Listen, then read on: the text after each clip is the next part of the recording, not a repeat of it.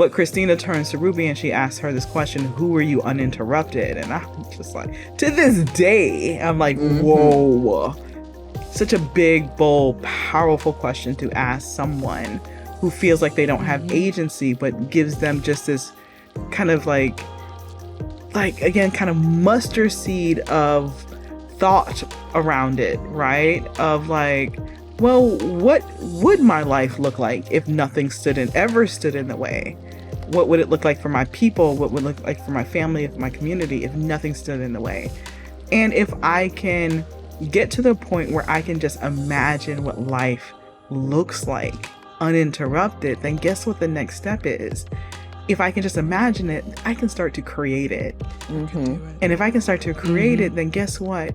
It's not that things aren't going to disrupt my life, but guess what? They will never stand in my way ever again.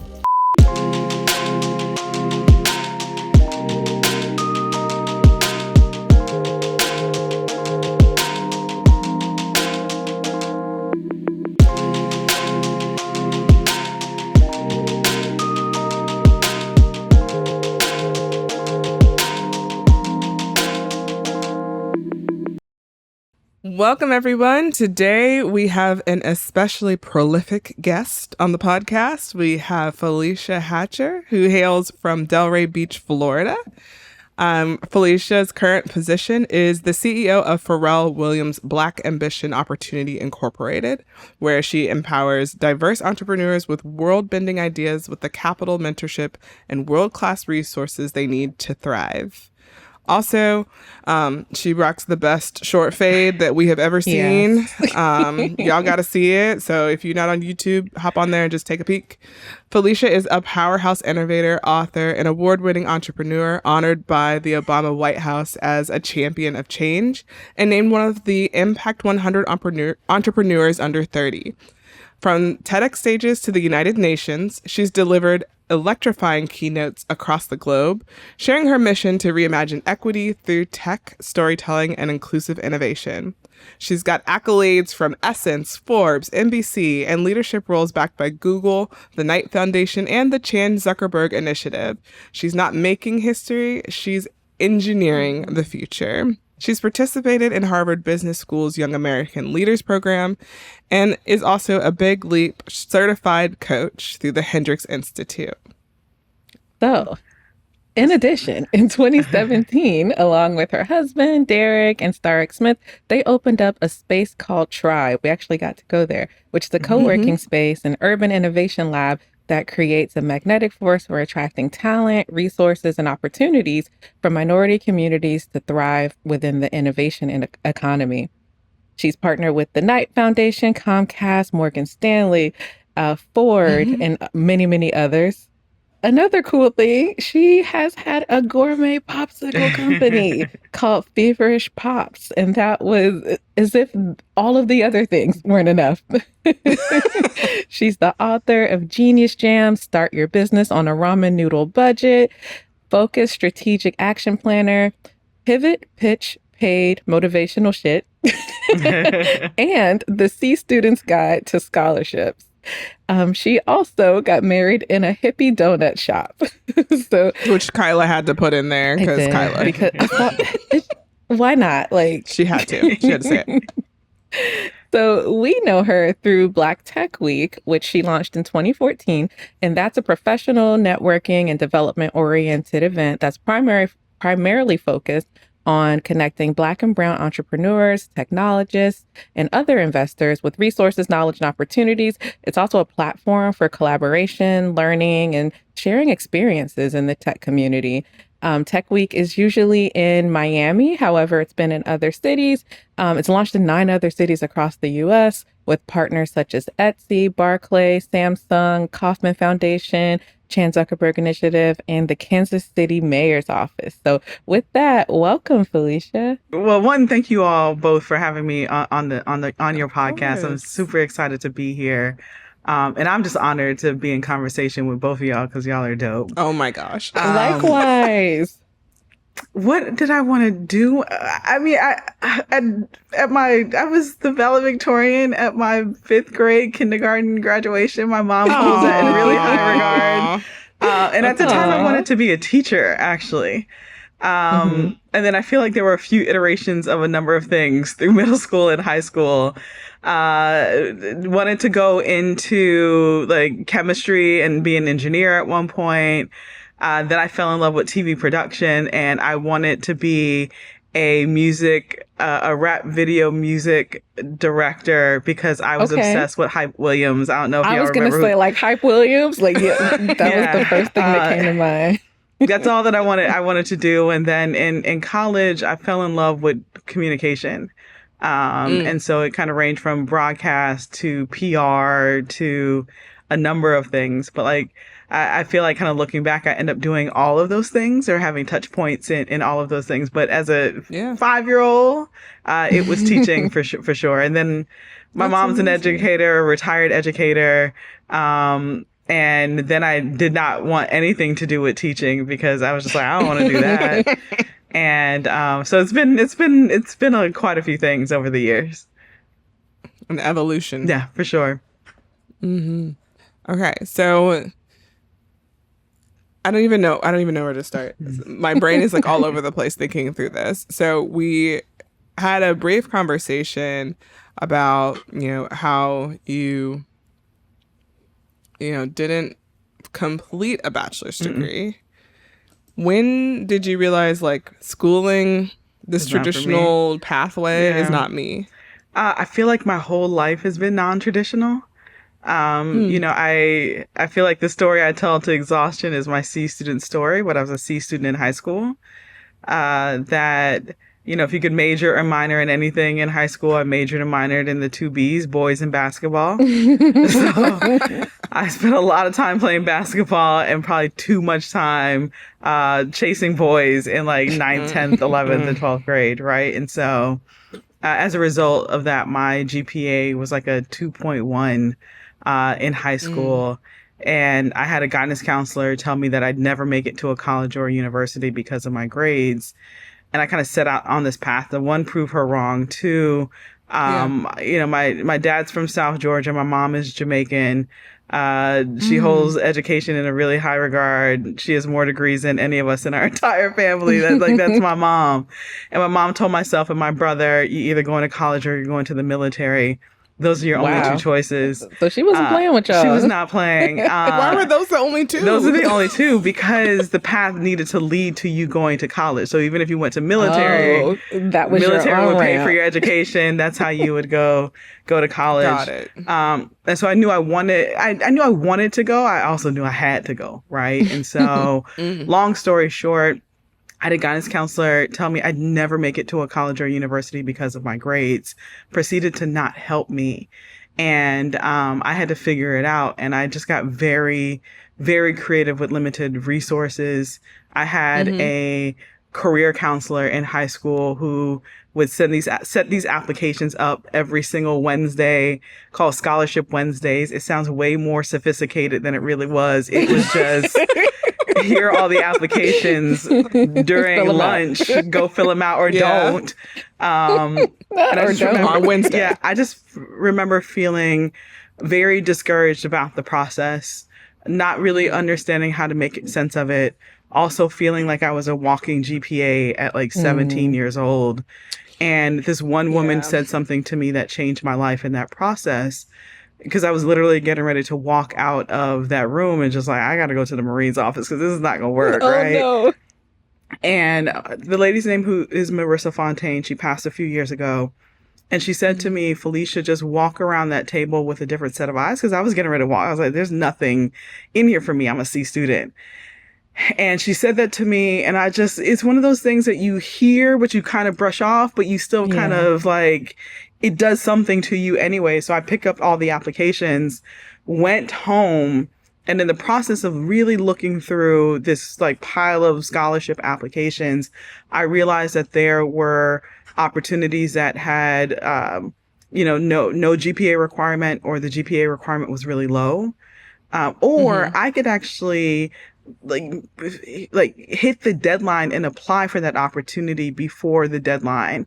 Meaning it just like I can actually like qualify for the opportunity before the deadline, right? This was all like 20 something years ago, right? And so now they're scholarly, there's like all these things, but back then it was literally just We had paper to do it all applications. ourselves. We had to Yeah. do it all ourselves. And so in that process was probably one of the first lessons that I learned about personal marketability and really about betting on yourself and just have someone having like just what do they call it? Like a mustard seed in belief in you, right? Yeah. And so at 17, I had to borrow somebody else's belief in me because I was like, what is this woman talking about, right? There's nothing here. But needless to say, I started applying for everything. I quit the basketball team because at a certain point in my life, I thought I was going to make it to the WNBA, and that clearly became a reality that is not possible, right? How tall are you? You actually have to be good. that too. 5'8". So I was tall Okay. tall You're in at there. the time. Not short. Yeah. Not tall by WNBA standards now, Right. not by a long shot. Right. But fast forward to senior awards night, and it was just one of those moments where it's just like, if they don't call my name up on this stage, I have to go to the Marines office like the next day. My mom was not playing. And I had been applying for scholarships. I'd been turned down. I'd been doing interviews, all the things, and nothing felt like it was taking off for me. And that last night in this big, giant auditorium, and they're calling all these, the National Honor Society students. Papa John's is delivering like scholarship checks and pizza boxes, very random, but also man. very cool at the same time. And these three familiar women walk up on the stage, and then they call my name. And they're holding one of those big Ed McMahon checks. Y'all know what I'm talking about? Like, Wow. Yeah. we give those out now at Black and Vision. That's Yes. kind of really cool, right? And Aw. so one of those big Ed McMahon checks that they look really cool, but you can't actually take them to the bank. Right. And as I start walking up to that stage, I realized that there's a few zeros on that check. And that when I got on that stage, it said $100,000. And I was just like, oh crap, like I really won, right? And it was from an organization called Communities in Schools. And so one of the first applications I had filled out was for Communities in Schools, like the first semester of like my freshman year of high school. And the 5 essays that they like had us do as homework end up becoming the essays that I turned in for this Nice. application that end up being the $100,000. homework. Do your homework. Yes. Yeah. But remember, I said there's 3 familiar women on that stage. So 2 were from the organization called Communities in Schools. And then the other one was that guidance counselor. And Wow. I kind of wanted to kick her off the stage a little bit because I just won $100,000. You should just glared at her like, You I know, know you see me. I wanted to kick her off the stage. Actually, that's what I really wanted to do because I'm like, you weren't with me shooting in the gym. Like, you weren't helping me at exactly. all. would not. Like, why are you here? And I ended up winning $130,000 in scholarships and grants to go to Lynn University in Boca Raton, Florida. And that set me on just like the most interesting, fascinating, wild ride of my life. But it literally, like, that was the moment that was catalytic for me and shaped so much of what I even do. My mental process around what we do with Black Ambition and what I've done with the Center for Black Innovation and Black Tech Week has always been creating opportunities for people that feel like they have limited resources. And then making sure that we just have the mindset, the skill set, and the tool set to really be able to do anything that we want to do that is always going to be catalytic for ourselves and our families because we got to be well fed, but then really take care of our communities that we serve at the end of the day. I love that. I'm thinking about the transition from like Delray Beach area to Boca Raton. Yeah, for Florida. all the non-Florida natives who are listening and myself, explain what the two places are like. They're literally like, I don't know, 15 minutes away from each other. So I grew up in Delray Beach, Florida. Boca Raton is the next city over.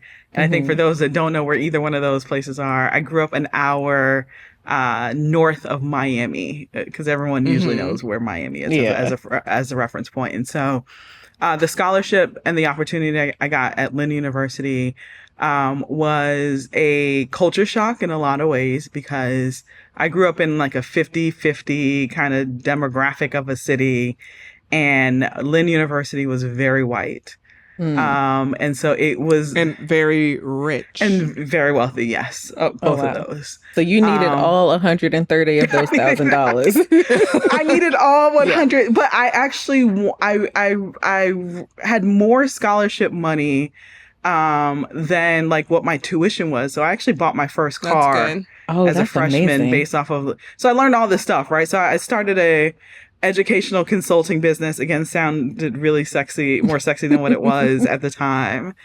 And it was after you win a ton of scholarship money with less than stellar grades or be non-traditional, the immediate thing that happens is your mom starts telling all her church friends that her daughter can do this for them too. Yep. And so that's what happened, right? And so I end up starting this company with a friend of mine, James Taylor, kind of accidentally, right? Like I would just, someone would reach out and I would help, right? And then the whole church would reach out and then I would put a workshop together. And I literally turned it into a business because my mom was just like, you're spending too much time doing this and you're not spending enough time actually doing the work. That's smart. Which was smart, right? Very, very much a hustler, but she was Jamaican. She is Jamaican. So the priority was still like, you gotta make this work. This is in a lot of ways a way for you to start over because you were a C student in high school. That is not your identity anymore, but it creates an opportunity. And so I turned my dorm room at Lynn University into like my office. My roommate did not use her phone, and so the voicemail on the phone was like, "Hi, this is Urban Excellence." When people would come, when I got clients, so I had people paying me, and I would have them go visit me at Lynn University. Why not? Like, you're a struggling high school student and your parent. Right. Why not have them come into, my office at Lynn University in just one of the random study rooms? But that was my business at the time. And I was really good and bad at it because I just didn't fully understand what it meant to run a business. But people started offering to pay me. And I started accepting the payments and then delivering the workshops. And then I started getting flued out. Can I say that? Is that still a word? To do workshops in other cities. And it became like my heart and my passion. I was really excited about it. I was really good at it. And so that's what I did. Long story short, it literally started consuming my life. I started the Black Student Union at Lynn, was super active, did a ton of stuff on the campus, but like this became the thing that I loved and consumed. And I had a college buddy of mine actually steal the business from me. And I'd won a $25,000 contract to build out this college prep program from this organization back in my hometown. You could not have told me that I did not hit the lotto jackpot. What is it called? What is it called? Huh? Tell us. What is it called? What is it called? Oh, no, I can't do that. That'll incriminate people. But he hired me for a keynote 2 years ago, so I'm not gonna say it, or a year ago, so I'm not gonna say the name. Different organization, different time, right? And it's still on site though. It's on site. It's somewhere out there. It's out there. But what ended up happening is I got a opportunity I got accepted into this program called the Monster Leadership Program or something like that at Johns Hopkins University. This was my senior year right before my senior year of college. And I accepted this program. I'd been running the program. It was the summer. I'm like, I'm going to be gone for 2 months, 3 months. John Hopkins to go to this diversity leadership program, learn all these things, and come back to my organization. And I'd also told my parents that I was going to take a semester off. And so these two things happened, I believe, at the same time. I'm trying to remember again. It was 20 years ago. And anyways, I come back and I'm calling the phone to just talk to the executive director about like, when will this, when should we start this program back up? It was a success. All these high school students are getting scholarships and all of these things. And like, I'm listening, the recording where it's just like, listen to the full message because this directory has changed. Yeah. And they get to like my office, my department. And that is when I find out that the like extension for me does not say me. It actually says the name of the person that I hired to help me run the program. That is how I found out that I lost. Yeah, I was devastated. Wow.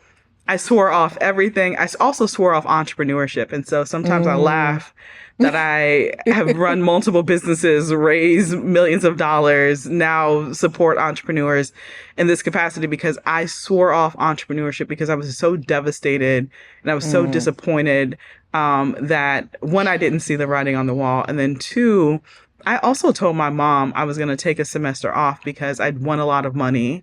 Not won a lot of money, but I got this contract and I wanted to see it through because my business had really taken off in a significant way, right? And so I had to come up with a whole other plan to really kind of prove my mom that I made the right decision by taking off school. Like, that's how I ended up in like that situation that then took me in a whole other really fascinating direction. So it was divine that you had to pivot away from that, even though. But I'm curious, was there a lesson in that experience for you? Yeah, don't trust nobody. No, that's not the lesson. You know,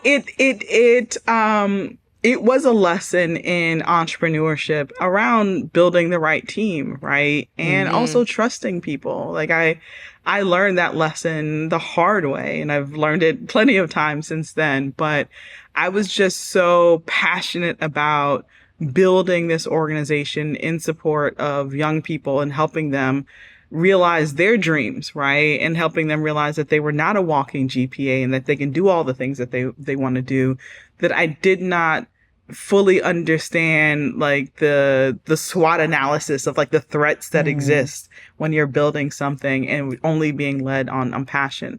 It was definitely that, right?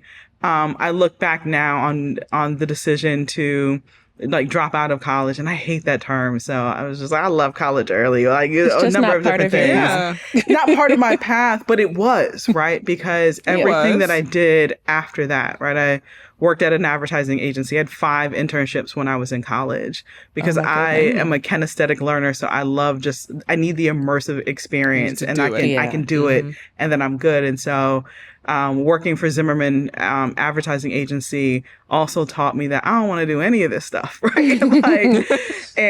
But having that experience working at an advertising agent, not an advertising agency, but like a jazz music internship at like some radio station, Hot 105 and 99 Jams, like the 2 top like radio stations. Like that was my internship, and that was my lesson as well. Like I used to leave my dorm room at 4:00 in the morning to be at the radio station by 4:45. Oh my God. And from 5:00 in the morning until 9:00 in the morning, like I was like that was my internship. So radio, promotions, like all of these things are things that I learned in college that really helped me decide what I wanted to do, what I did not want to do.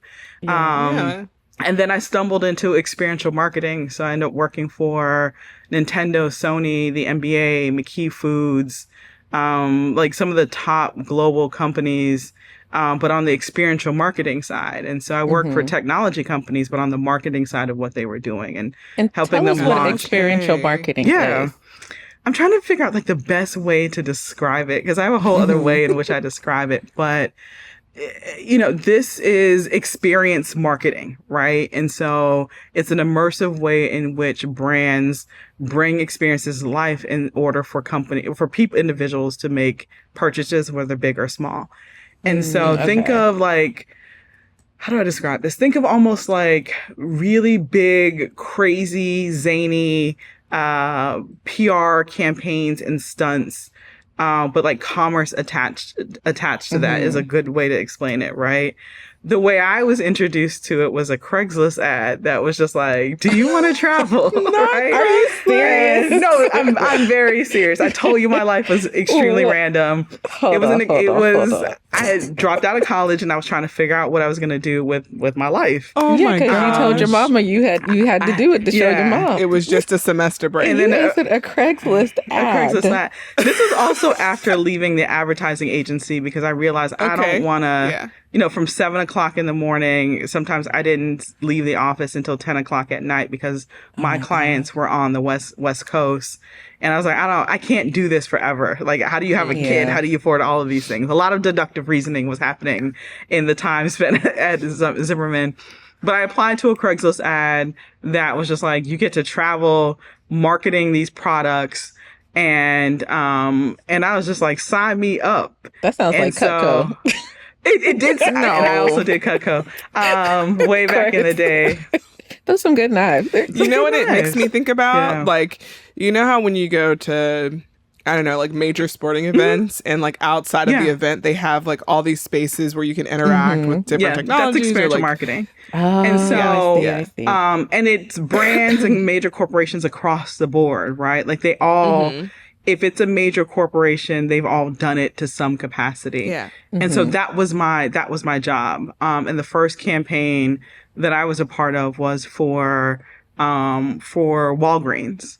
And there were 6 of us. If you remember the TV show Road Rules, my job, like the internal aspect of my job was like Road Rules. It was 6 strangers like that drove around the country in an RV and ran this PR campaign for Walgreens that was doing health screenings. But like on the back end, this was also kind of like a exposure opportunity for Walgreens to have like these touch points all across the city.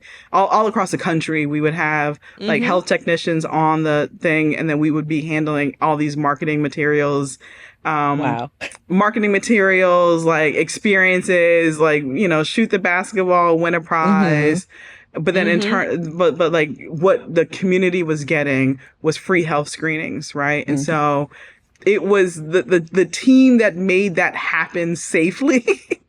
And then also from a marketing standpoint and metric standpoint, that's the work that we did. Right. And so, but I made really, really, really good money at the time, right? Like I think, I think it was like, I don't know, $800 or $900 a week plus a $50 a day per diem. Travel was completely paid for. So you were like, we went from city I don't to need city. College. It was, I was just like, I was making more than my friends that had like finished their degrees and gone on to the next thing. And it was the most random industry that I found myself in. That I was just like my parents probably thought that I was selling drugs because they were just like, how are you making so much money? It seems like you're having a lot of fun. Like and at the time, like no one that I knew traveled from I've been to every city in every state in the United States, probably. And I know the most random cities, but that was like my first entree into that. And then it was for Nintendo. It was also for Sony. And like I ran the marketing and experiential marketing campaigns for them.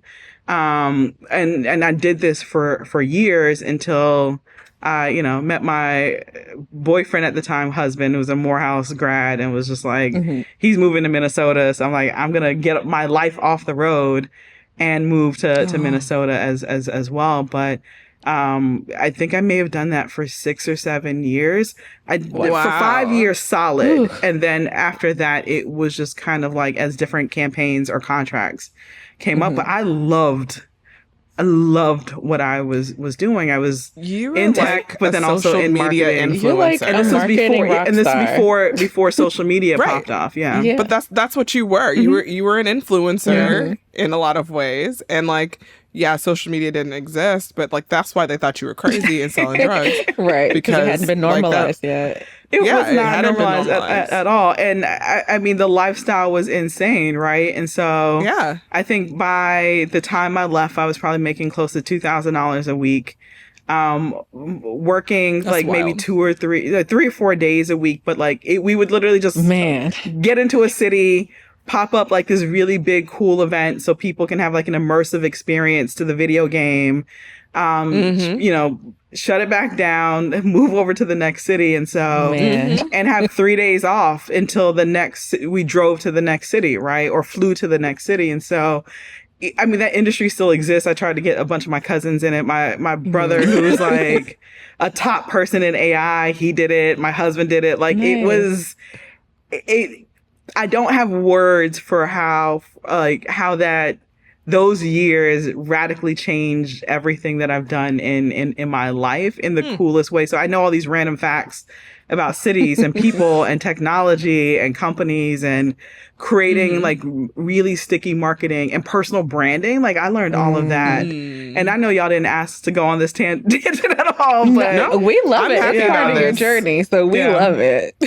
I mean, you were doing technology related work, so it wasn't like it's like super far left field. That's amazing. And I bet you really, I feel like people don't know that that's a thing that they can do. Oh my gosh, amazing. Learning about it today. Like I'm about to figure out how I could go into this because no, Kyla, I can't lie. No. Why? You know what it actually made me think about? You remember like the Oscar Mayer Wiener? Yeah, the Wienermobile. I worked for that company. Yes. Oh my gosh. So I did not work on that campaign. The company was called Marketing Arm, based out of Chicago. Okay. I worked on the Walgreens program that I was on, and then I ended up running. It was the same company. And so I like to this day, the Oscar Mayer weenie disaster was the thing for the years that was just talked about, probably like a big sign of like all the things. The funny thing, and I guess I don't know if it's not like an industry secret now, but like the funny thing is like all of us that were experiential marketing managers or tour managers at that time were like fighting for our salaries. Like, this is what we need to be paid to be on the road. This is the honorarium. And this is what happens when you don't pay us what you're supposed to pay us. No, wait, for those of us who don't know, what happened? You put rookies on the road. And so what happened was that Oscar Mayer, the big weenie with like two people that would drive it from city to city, end up running that thing into somebody's house. And so all over the news is this like visual of like a half Oscar Mayer weenie hot dog and the other half in somebody's house. I'm almost certain that family sued them for a ridiculous amount of money. But for all of us that were in the industry, was just like, you hired someone who had never been on the road before, and this is what happens. And so all things got changed in the industry and like all of that stuff. But I worked for that company. And I remember that time that happened. But that's what happened. So most people from a consumer standpoint don't know that us like at that time existed. They just knew that, like you said, you know, you could go to a basketball game and there's this cool immersive activation. You had no idea that there were people like me that ran those campaigns and ran them successfully. So that you could have the experience. Space. And then ultimately you would spend money. It would change narratives. It would do whatever the major corporation needed to do. But that is really cool. Yeah. So then you transitioned out of that. Yeah. In Minnesota? In Cole, Minnesota. My husband got a job as a financial analyst for Target headquarters. That's right. That is there. I thought love would keep me warm in Minnesota. We've been married for 17 years, so yes. But like at the time, I was just like, I left the fun of experiential marketing to follow love to Minnesota. And so I got a job as a marketing coordinator for CBS Radio, like whatever the affiliate was in Minneapolis. And then after that, I applied to another Craigslist ad. You and this Craigslist. There are strangers on Craigslist. Listen, Craigslist I feel like I probably owe money to Craigslist. I have paid for random ads and things that I've needed. So somewhere You've there. said their name enough. I've said it enough, right? I don't own anything. I don't work for Craigslist. I never have. And I ended up as a marketing manager for the Minnesota Timberwolves and the Minnesota Lynx. And so I was in charge of all the marketing for the WNBA team there. That is awesome. And I think I was maybe about 24 or 25 at the time. And it was one of those jobs that I was just like, I was way too young to have that job.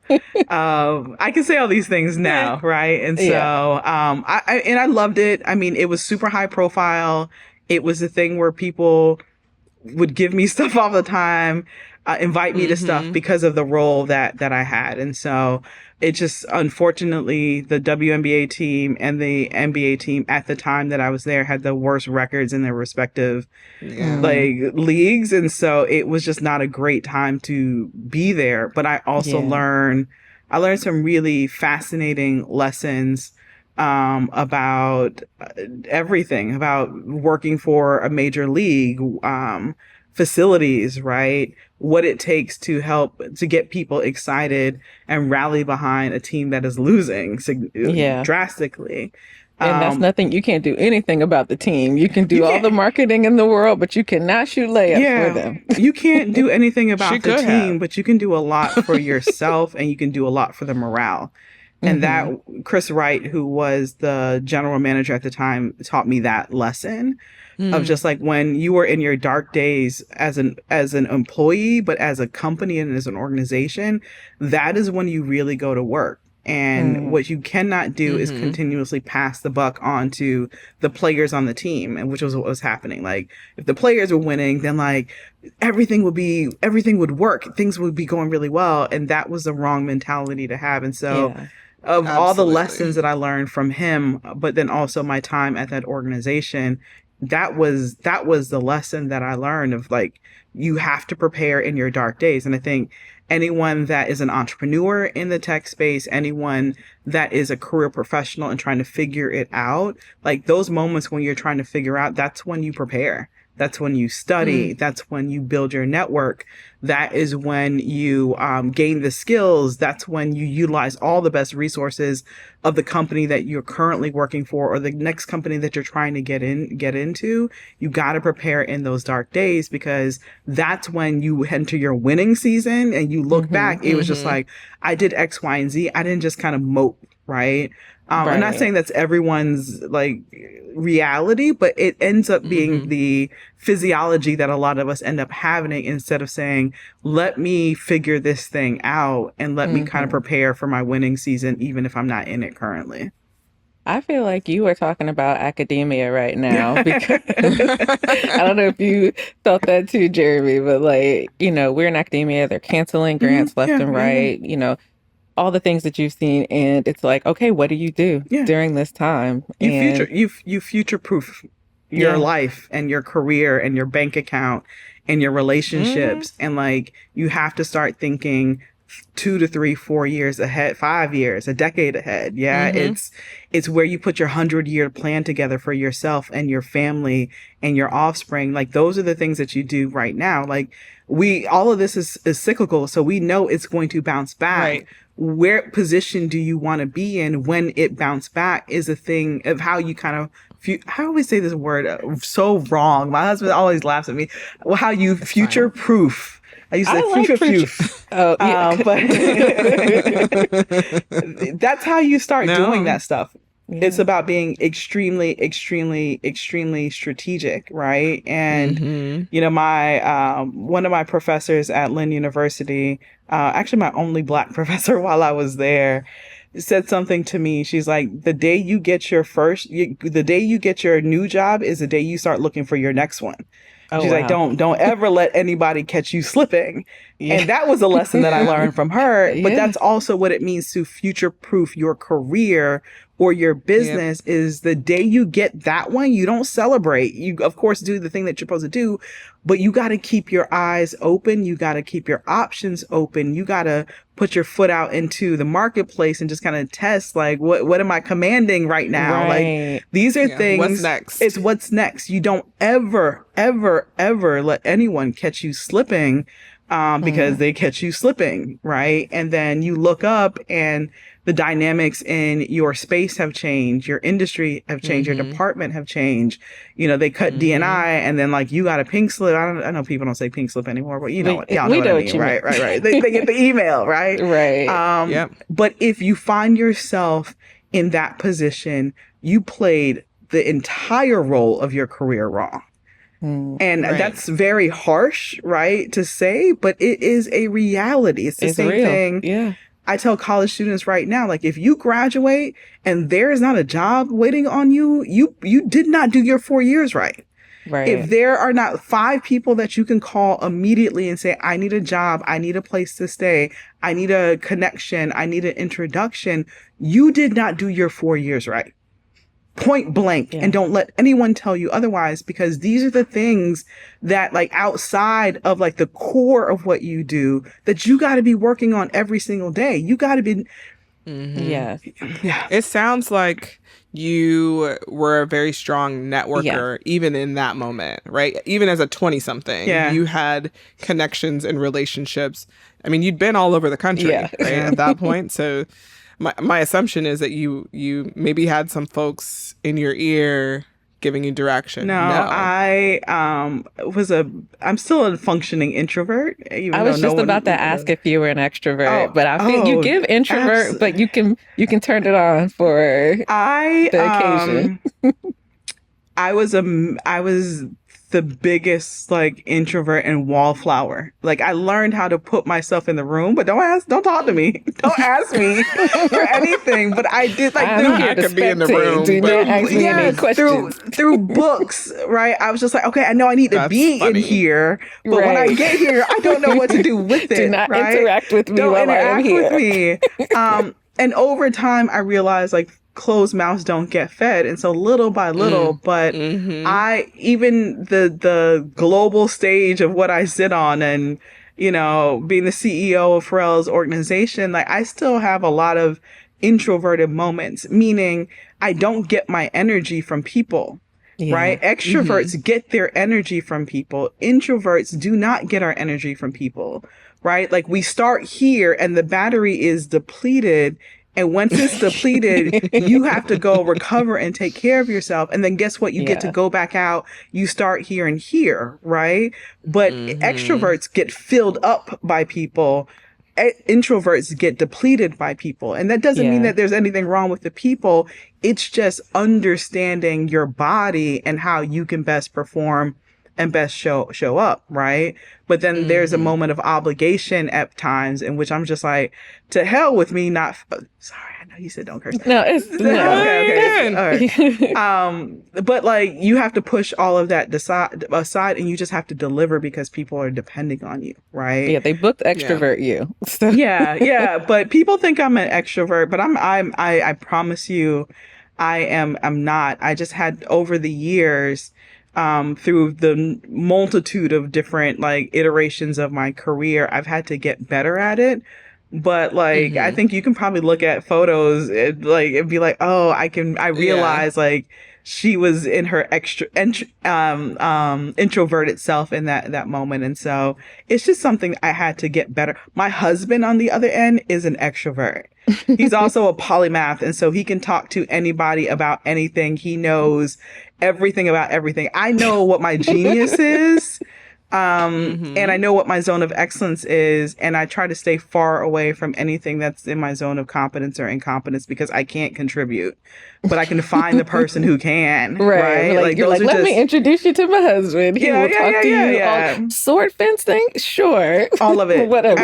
I'm in awe, because I was just like, that's not me. Right? Like, it has never that's so cool. been me. And so we used to tag team on deals with, we ran the Center for Black he still runs the Center for Black Innovation, but we built a conference called Black Tech Week that we ran for 7 years, and then we sold to Lightship Capital 4 years ago. But we would tag team on meetings because I was just like, okay, I can vibe in this conversation, and this conversation, I don't know what the heck they're talking about. So, like, you got to take over.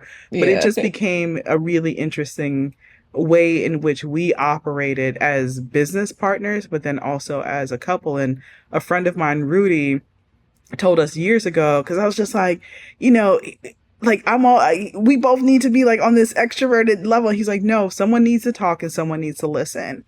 And I was just like, oh, that's really deep. He's like, no, someone needs to talk and someone needs to listen, because if you're doing all the talking, you miss the nonverbal cues, right? Yeah, you the subtleties. The subtleties of the conversation. You miss if you said something wrong or you said something right. And oftentimes you'll end up closing a deal or closing a job relationship or a business relationship because you didn't have anybody there to listen when you were talking, or vice versa. And so getting really good at NLP became like one of the best ways in which I start operating differently as a communicator, as an entrepreneur, as someone who's run a ton of different like tech organizations and companies. Is really kind of been about learning some of those tactics and then sharing it with my teams. Okay. So then you got married in a donut shop. What is that about? What's going on there? We got married. Kyla wants to know. Yeah. Kyla wants to know. Yeah. I would love to know. Yeah, this was my husband was running a Air Force supercar tour, a STEM supercar tour for the Air Force, Cool. as well as the as the Navy. And we had got engaged when we were in Minneapolis. We were just starting out. Like, my husband had maybe an air mattress and I don't know what else, like maybe one or two other things. And I was just like, ride or die. Can't live like this. And he literally rolled off an air mattress and asked me to marry him. And I thought it was the most romantic thing ever. When he graduated from Morehouse, that's when like we were on the escalator leaving his graduation. That's when he proposed with like a big shiny ring. But the first proposal was on an air mattress in Minneapolis. But then we were trying to plan a wedding for 2 years when we were living in Minneapolis, and just could never get it right. Like, I think we set like 3 wedding dates, and the wedding date passed, and like, oh, we ain't playing nothing. Nothing wrong with the relationship. It's just like, we're living in Minneapolis. Our family is between Georgia and Florida. Like, yeah, that's hard. When are we gonna put these coins together and make something happen? So it was just that. And so my husband was in Portland, Oregon, for work, and we went by this donut shop. Well, he went by this. No, we were both there. This donut shop called Voodoo Donuts. Voodoo. I was gonna say, was it Voodoo? Voodoo Donuts. We were one of those people that really got married there, and got donuts and just laughed like, oh my God, they have weddings on the menu for like, you get a fake wedding for $25 and like 3 donuts, or you can get a real wedding for $250 and a platter of donuts. And we're like, oh, that's so funny. Ha ha ha. Didn't think anything of it. And then when he got back home, and then he had to go back to Portland, I think a few months later, he's just like, we should just do it. I was like, you're right. Let's do it. Let's elope, because we can't plan this wedding. And I flew up to Minneapolis. And we're like, we're just gonna do this. We're gonna get married. And unfortunately, it was the weekend of Memorial Day weekend. Oh, and so the whole world when was you there. you got to get a license, but you have to wait 3 days. That's right. And so we flew there, and we had to fly back because he needed to be the next city. I needed to go home. And so Memorial Day was on that Monday. So they wouldn't give us the license for 3 days in the time that we needed. But the clerk that was there was just like, you guys look like you're going to be married forever. I'm just going to stamp it and give it to you. And so we got married at Voodoo Donuts. It was the most fun I probably have ever had. Like, maybe the top 10 things of the most fun things I've ever had. We laughed till our ears hurt. It was so much fun. I love that. And we've been married ever since. 2 kids, and a wild adventure of a life. That is amazing. Donuts. That is amazing. And their donuts are spectacular. They're really good. They're really good. It's like a Captain Crunch one or something. Yeah. The owners are ordained. They're the ones who married us. So yeah. Oh, I didn't know. Yeah. That's super cool. I've been there. I've been where you got married. I know. I've been to your wedding venue. To your wedding venue. Yeah, that's super cool. So one day you were running after an ice cream truck. Yeah. And then that turned into Feed Fresh Pops. Yeah. Came up with the idea while on the road, but like was in Miami for some weekend for something, and then kind of going back on the West Coast. And I was just like, why doesn't anyone have, like, why aren't popsicles or ice cream here? It was super, super hot. And leave the party, and there's an ice cream truck. Like, I hear ice cream truck music. start chasing after this ice cream truck in heels. Who does that but me? And I fall down chasing after this ice cream truck. And that was my Oprah aha moment. And so the first thing I think you do when you fall down is like, did anybody see me? Because if they didn't see me, I didn't fall, right? It didn't happen. The ice cream truck driver saw me. He was laughing, but he did stop. Wow. What? Yeah. And the two ideas came to mind. So one, I'm way too old to chase after an ice cream truck.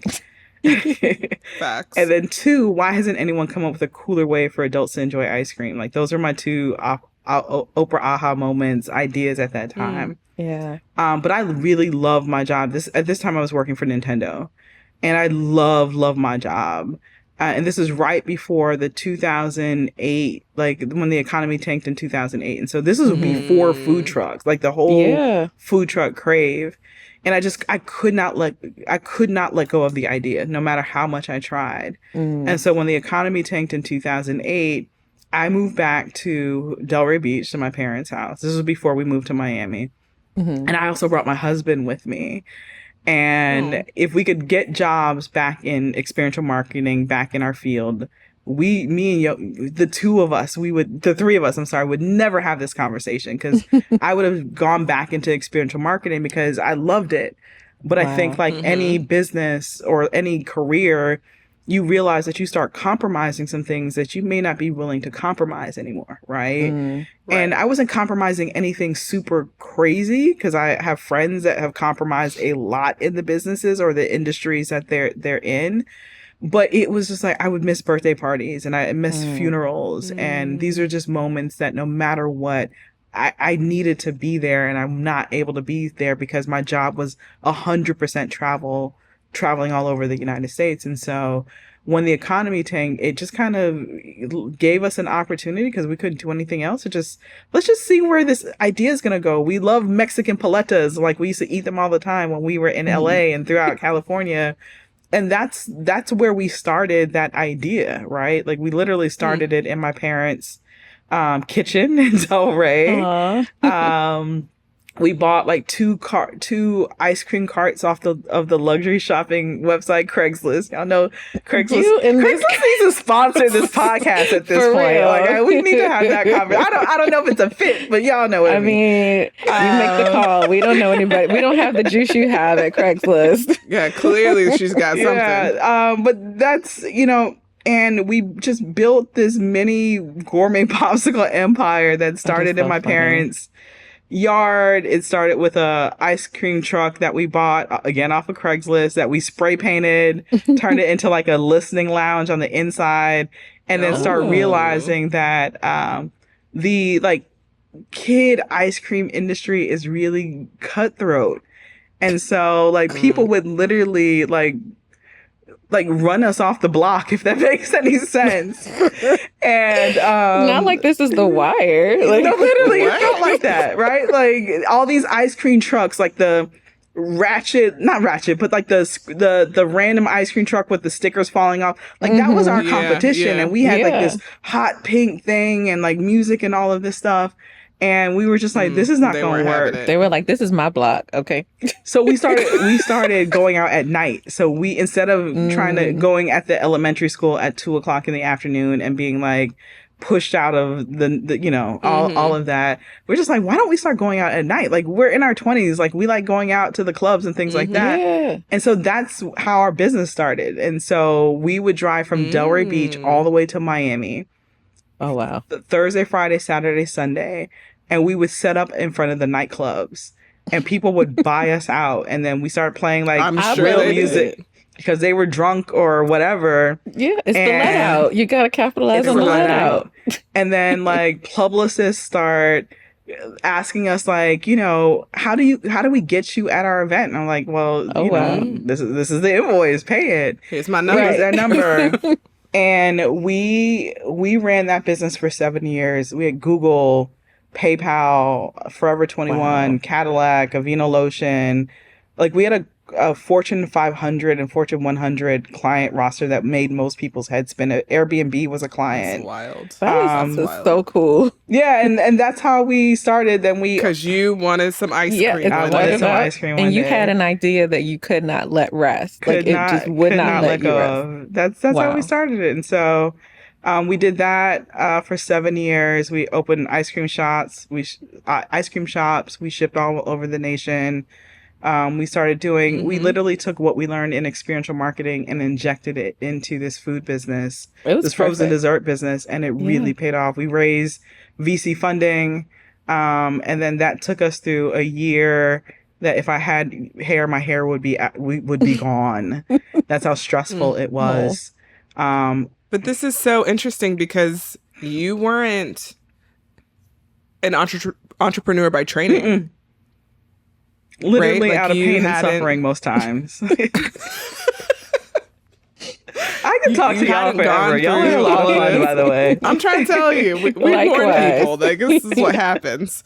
2 extroverts, yes. That's probably the problem. But I find that really interesting because a lot of folks feel like, well, I didn't learn that in school, so I can't do it. Yeah. No, you can literally. I think that's what's so fascinating. What has always been fascinating about technology, right? But I think even this really interesting space that we are in right now, like you can learn anything right now, right? Anything. And you can apply it immediately. And I think for most people, that's the weird barrier that maybe because I'm a college dropout, I don't understand people feeling like they have to have every single thing stacked up before they just test the idea, right? Yeah. And so create an MVP, a minimal viable product, just test it. Right. And then you iterate from there. And so that's the way my brain works. Right. Like in order for me to see if an idea has any stickiness to it, I have to act upon it immediately. Yeah. That's the way my brain works. Right. And then I'll make a decision to keep it or not keep it later. And other people, it's the opposite. Right. They got to put like all these plans together. And then they kind of move on. And I don't know how to function like that, but I implore more people to just. The tools are here, right? My brother wrote a song called BBL Drizzy and it was like that was your brother. That's my brother. Yeah. I thought you were joking. No, my name is Felecia Hatcher. His name's Will Hatcher. That is so funny. Oh my gosh! I was literally singing that to the baby. I posted a video of me singing that to my baby the other day.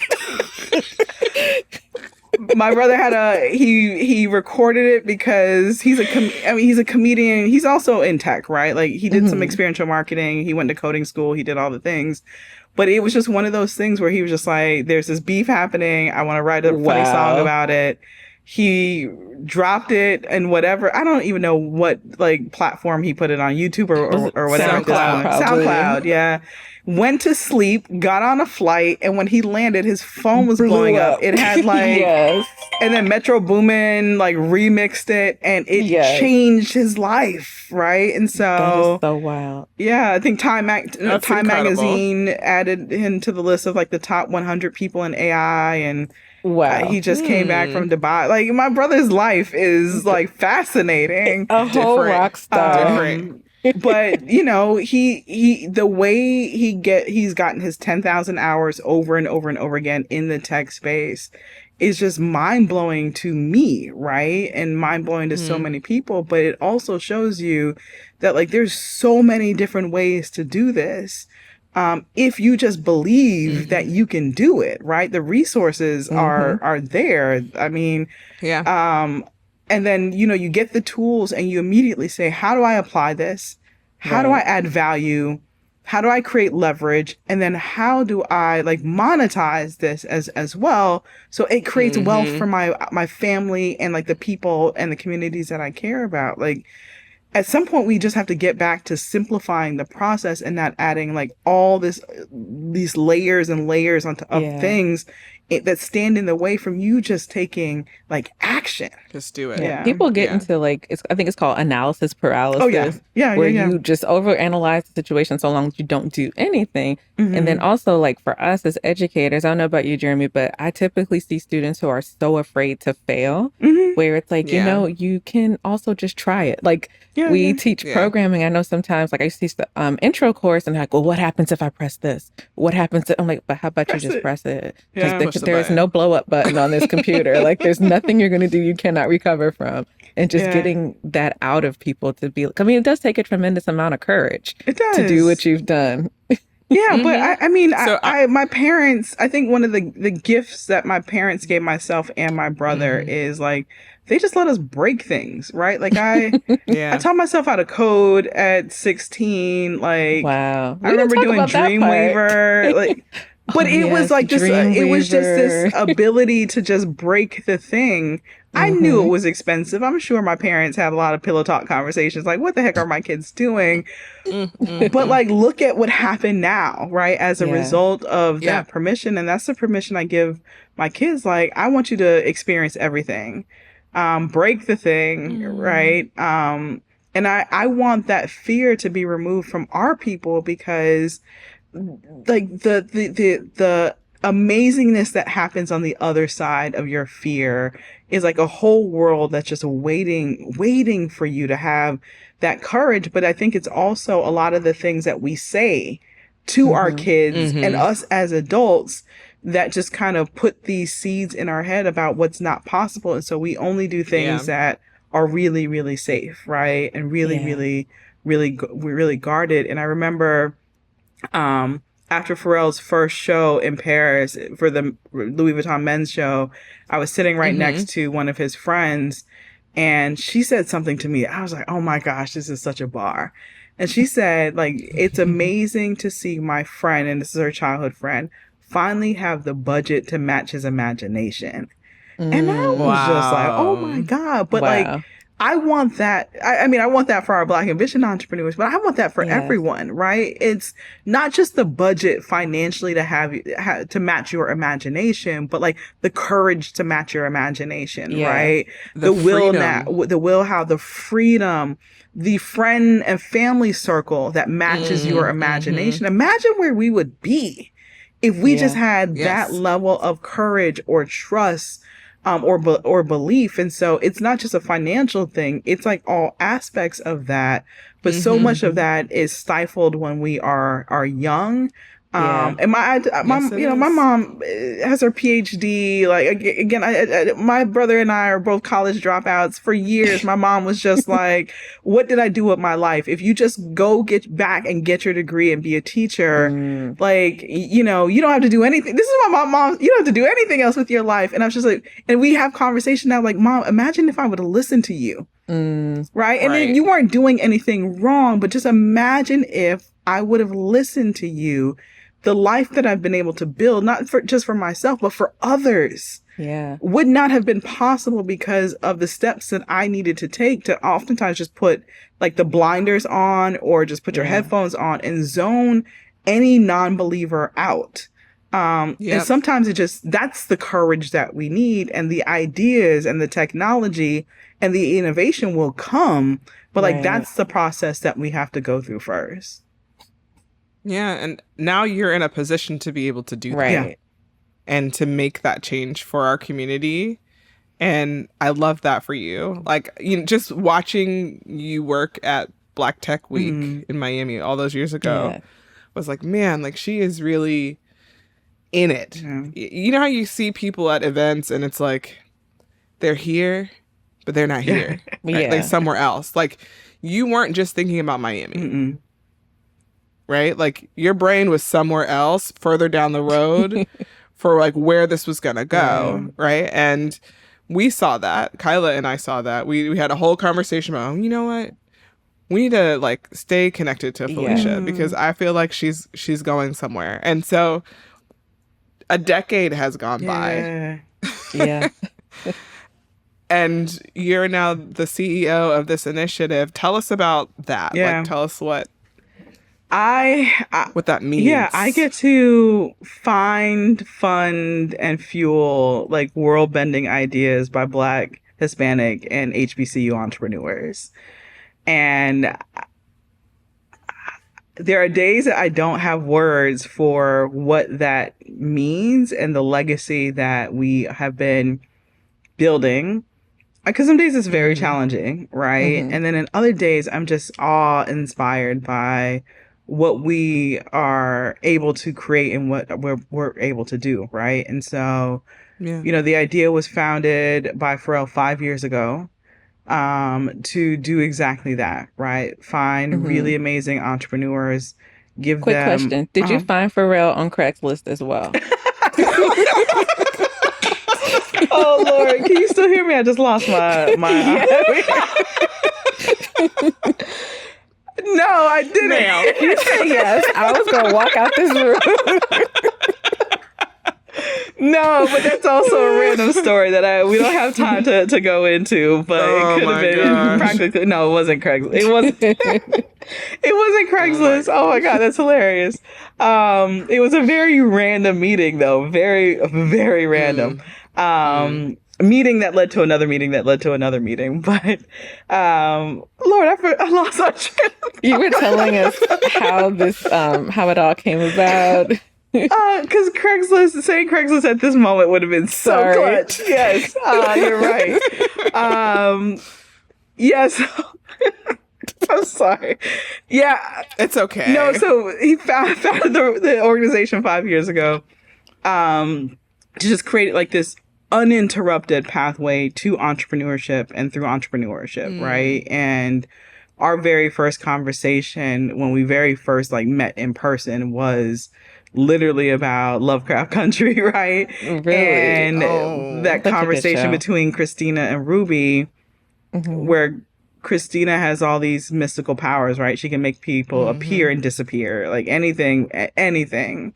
And Ruby is this Black woman who feels quite powerless. There's hopes and dreams that she wants, but she ultimately feels that she can never achieve them, that she's disconnected from them, so much so to the point where she feels like she has no agency over her life. And I don't know if any of y'all have been there. I have been in that point where I didn't feel like I had any agency over my life, no control about the path that I wanted to take or the opportunities or resources to get there. But Christina turns to Ruby and she asks her this question, who are you uninterrupted? And I'm just like, to this day, I'm like, whoa. Such a big, bold, powerful question to ask someone who feels like they don't have agency, but gives them just this kind of like again, kind of mustard seed of thought around it, right? Of like, well, what would my life look like if nothing ever stood in the way? What would it look like for my people? What would it look like for my family, for my community, if nothing stood in the way? And if I can get to the point where I can just imagine what life looks like uninterrupted, then guess what the next step is? If I can just imagine it, I can start to create it. And if I can start to create it, then guess what?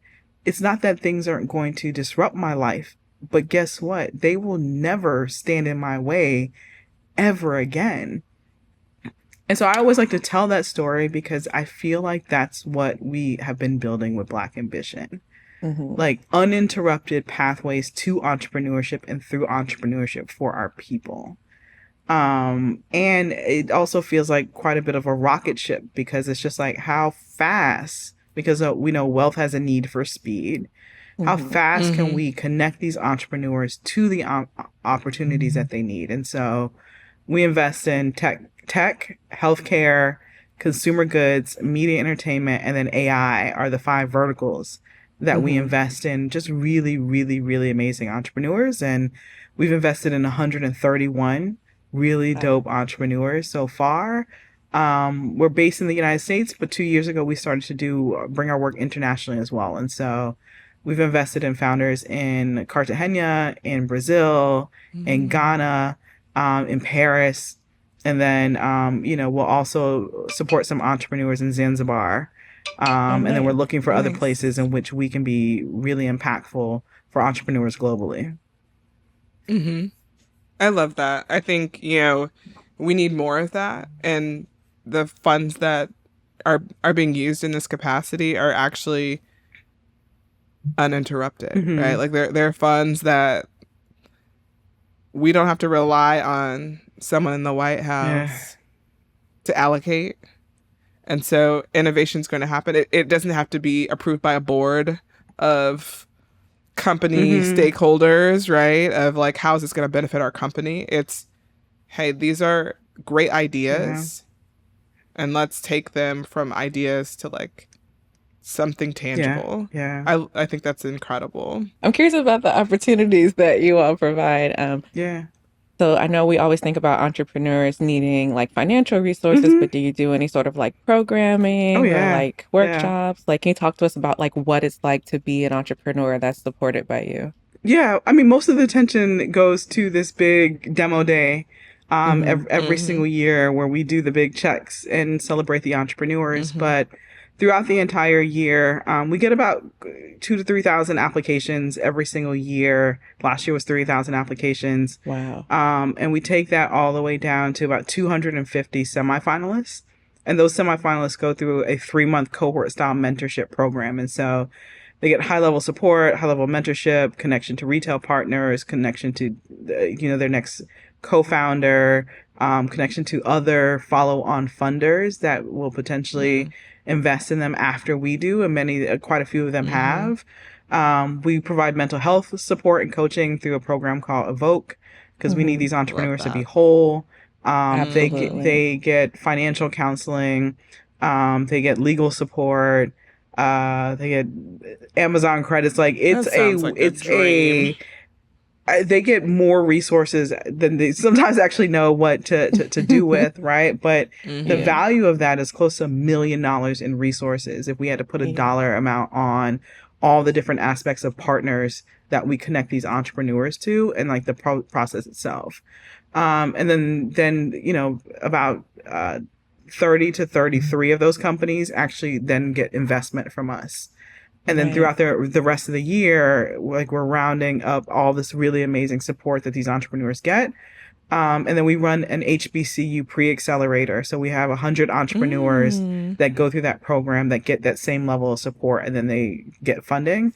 We do a pitch competition. We do a learning lab in person and then also virtual. Ooh. And so we've done learning labs with Louis Vuitton because they're a partner of ours. So they do a 2-day learning lab with the entrepreneurs that we invest in. 1 day with like the president of Louis Vuitton, like all their C-suite people. The next day we take them to this top secret location that we're not allowed to share, and they get to tour the distribution center. But then also get mentored by the people that work in that department around supply chain logistics. Visa is a partner. We do a learning lab with them. Heineken has been a partner. We've done a learning lab with them around supply chain logistics. And so it's hats off to like my team on how we've really kind of cultivated this really unique experience for these entrepreneurs. But we also like to tell them at this point, 5 years in, they're competing with the top entrepreneurs across the globe, right? And so it's become one of the most competitive programs of its kind, and then we get to attract just really amazing entrepreneurs as a result of that. But this is legacy work that we're doing, right? And so not just Pharrell's legacy, but the legacy of every entrepreneur that has some sort of touch point with the program about what they will build and who they will be as a result of what Black ambition actually is, right? It's not just regular ambition, it's Black ambition. Right. And that has Have you all had always been different. pushback about that in like this, whatever this new space is that's anti-DEI? Yes. Yes. It's been really fascinating, right? Because there's been pushback. There's a lot of internal and external conversations that we have had to have as well, but we're never changing our name, right? And so, the name means the name for like who we have always been designed to support, right? That doesn't mean that we exclude anyone, but like, what you sign up for if the organization is called Black Ambition. And this is also who you need to be preparing to contribute to an environment of, if you are applying for the prize. And so that's the way that we look at it, right? And I think that a lot of the work that we've done over this past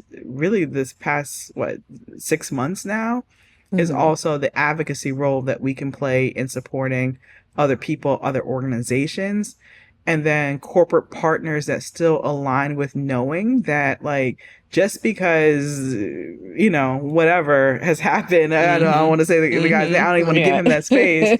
But just because that has happened, that doesn't mean that consumer base has disappeared. Right. It doesn't mean that most of those employees have not disappeared. There's still a responsibility to creating safe spaces. There's still a responsibility to that consumer base because they're not going away. But what you are leaving is a massive void from a human capital standpoint, and then also from a corporation and a clientele standpoint, that the companies that have not shifted are now able to super serve. And financially, you're seeing what's happening with those companies, right? Like they are seeing record sales. They're able to attract the top talent because if you dismiss them, we will take them, right? And so I think it's very fascinating. Not even fascinating. I think it's just a testament to what we as a people have been able to create, that there's enough companies that say we are standing 10 toes down regardless of how you feel, right? Yeah. We need more of that, absolutely. But I think it's a really interesting thing to watch, and then also make sure that we rally behind those companies, right? There's a lot of nuance to all of this, but for me, it's just like, okay, you know. So we've taken a lot of your time, and we are so appreciative of how gracious you've been to share your story with us. I would like, you to maybe leave us with some parting words for the people who might benefit from connecting with Black ambition, someone who's an aspiring entrepreneur. What would you tell them from your perspective, from your lens, after all that you've accomplished? I feel like I said a lot. I think I ran over y'all podcast. No, the thing that I would like to say, because we've talked about a lot, is just like Dr. Jeremy, Dr. Kyla, I thank y'all for being the amazing stewards of stories that you have been and that you will continue to be, right? Because, I think we talked about stepping out on faith, like courage, people really not being able to just kind of actualize their dreams because of fear.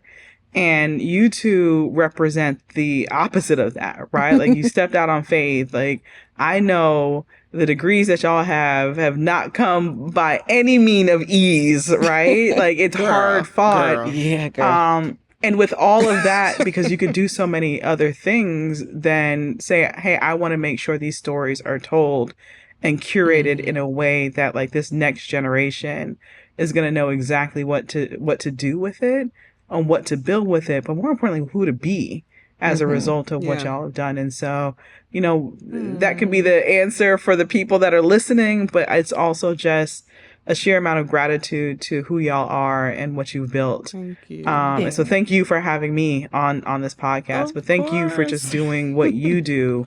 And I'm speaking to the high school girl who wanted to go into chemistry and was told not to. And like y'all do this for them and for me and for so many others. And so just thank you at the end of the day. Oh, thank you.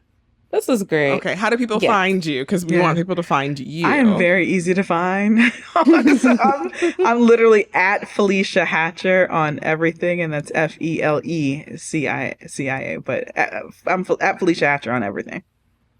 Okay. Awesome. Well, thank you.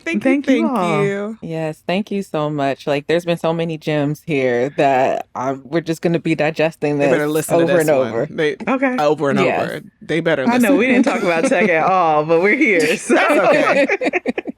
That's all right. They can Google you for the tech stuff. Right.